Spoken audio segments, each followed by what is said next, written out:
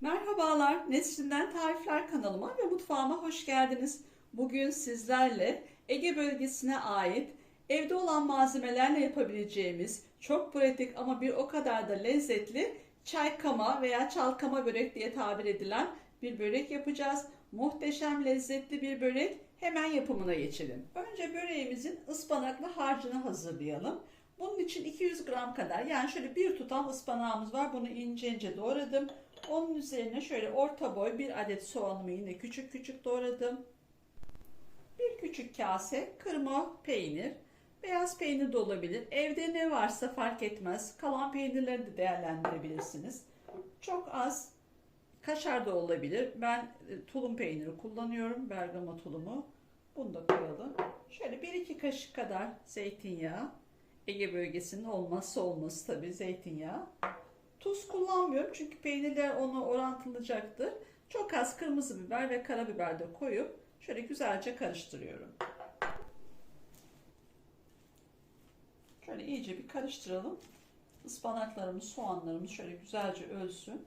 Elinizle de eldiven giyip şöyle güzelce sıkarak, ovalayarak o şekilde de karıştırabilirsiniz. Fark etmez. Böreğimizin şimdi hamur kısmını hazırlayalım. Bunun için kabımızın içerisine 2 adet yumurtamızı alalım. Bunun üzerinde yarım çay bardağı zeytinyağı. Şöyle güzelce bir çırpalım önce yumurtalarımızı ve yağımızı. İyice çırptıktan sonra 1 bardak su, normal oda ısısında 200 mililitrelik bardak ölçüsüyle, aynı bardak ölçüsüyle 1 bardak da sütümüzü ilave edelim. Süt yoksa 2 su da olabilir arkadaşlar veya 2 süt de olabilir, fark etmez, tercihinize bağlı. Ben 1 su 1 süt kullanıyorum. Şöyle önce güzelce bir karıştırıyorum. Ve şimdi yine aynı bardak ölçüsü 1 bardak mısır unu, 1 bardak da normal un koyuyorum. Şimdi biraz karıştırdıktan sonra yarım 1,5 bardak hazırladım. Bakacağım kıvamına göre. Şöyle bir çay kaşığı kadar tuz, bir pakette kabartma tozumu da ilave ediyorum. Ve önce şöyle güzelce bir karıştırıyorum.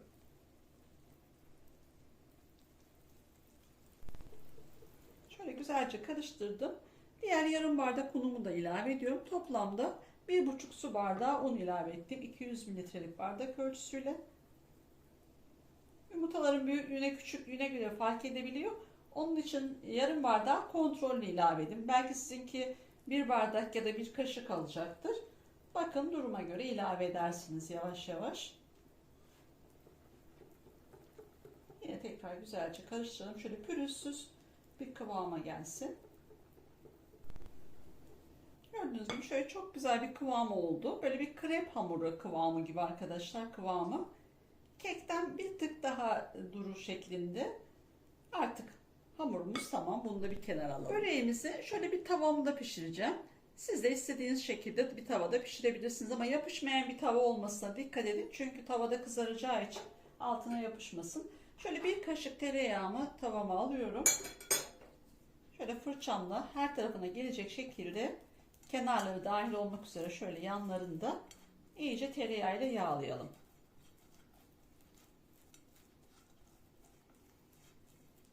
Şu kısımlarını da yağlayın ki oralar da güzelce kızarsın.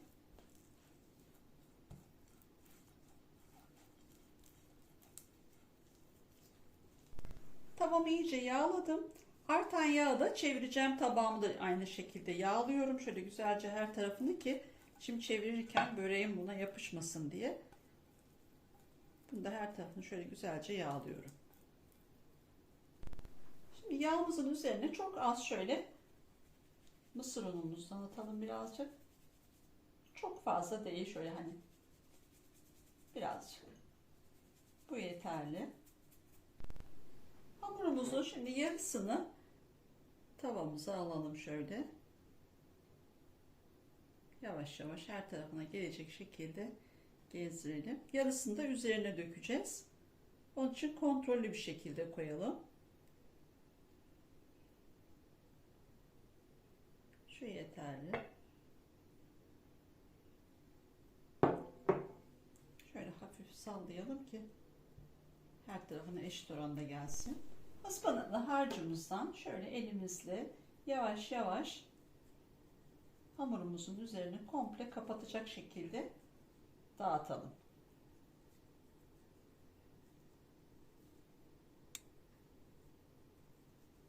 Birden hepsini katmayın ki böyle daha orantılı olsun, hem karışmasın.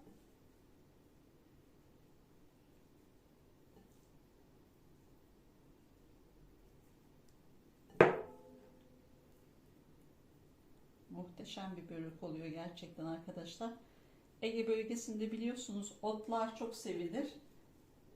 Ben de Balıkesirliyim. Marmara ve Ege tam sınırdayım. Marmara bölgesi aslında Balıkesir ama bizde de otlar çok sevilir.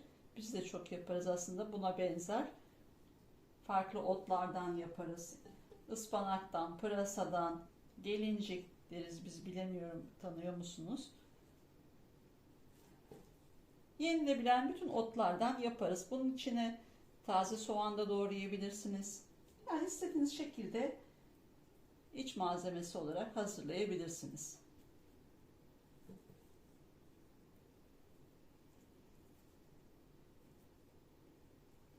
Şöyle yavaş yavaş dağıtıyorum ki. Şimdi geri kalan hamur harcımızı şöyle yavaş yavaş ıspanaklarımızın üzerine kapatacak şekilde yine üzerine gezdirelim.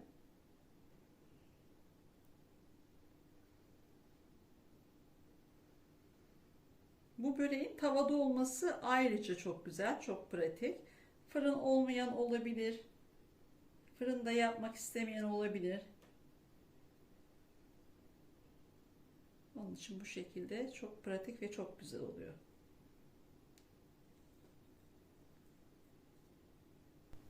Ocağımızın altını açalım. En büyük ocakta arkadaşlar ve en kısa getirelim.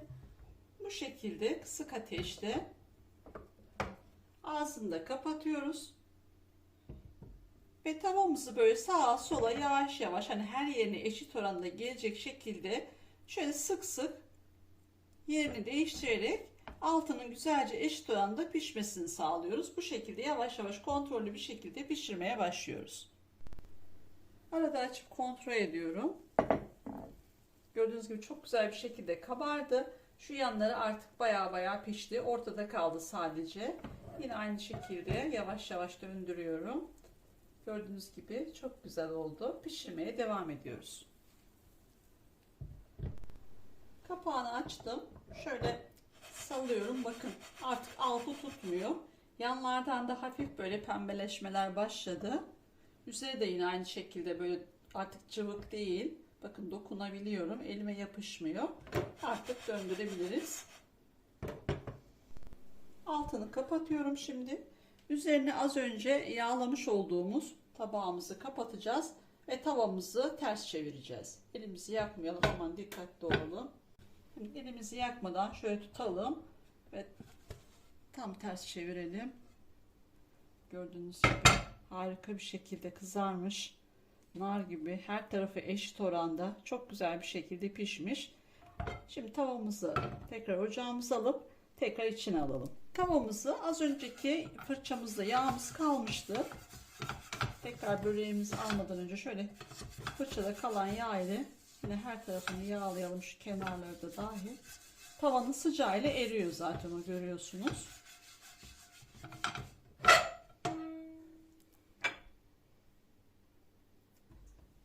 Şimdi şöyle yavaş yavaş tekrar bir spatula yardımıyla da tavama tekrar geri alıyorum.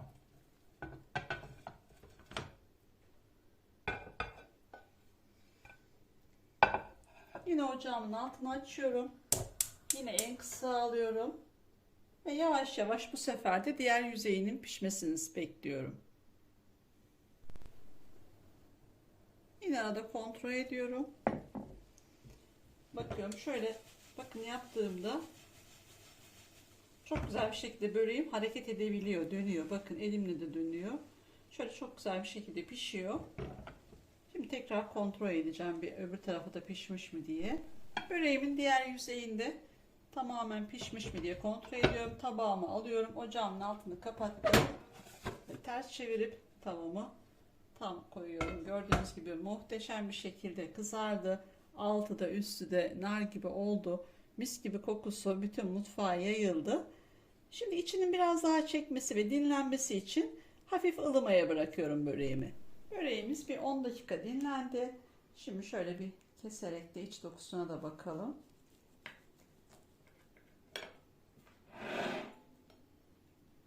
Gerçekten harika oldu. Mis gibi kokular mutfağa sardı. Görüntüsü, lezzeti gerçekten muhteşem. Umarım sizler de dener ve beğenirsiniz. Siz biraz daha bekletin. Tabii biz çekimden dolayı çok vaktim olmadığı için fazla bekletemiyorum. Ama bu halde bile gerçekten muhteşem oldu. Yanına çayınızı demleyin veya ayranla neyle tercih ederseniz afiyetle tüketebilirsiniz. Kanalıma hala abone değilseniz ücretsiz şekilde abone olarak bana destek olursanız çok sevinirim. Tariflerimi sevdiklerinizle paylaşıp kanalımın büyümesine destek olursanız çok memnun olurum. Böreğimize şöyle bir de yakından bakalım. Gerçekten muhteşem oldu. Mutlaka denemenizi tavsiye ederim. Yemeğinizi yaparken koyun bir tavaya. Güzelce pişirin yavaş yavaş. Muhteşem bir lezzet. Hem görüntüsü hem lezzeti gerçekten harika. Umarım sizler de dener ve beğenirsiniz. Tüm deneyenlere şimdiden afiyet olsun. Kanalıma abone olup bana destek olursanız çok sevinirim. Başka bir tarifte tekrar görüşmek dileğiyle. Hoşça kalın.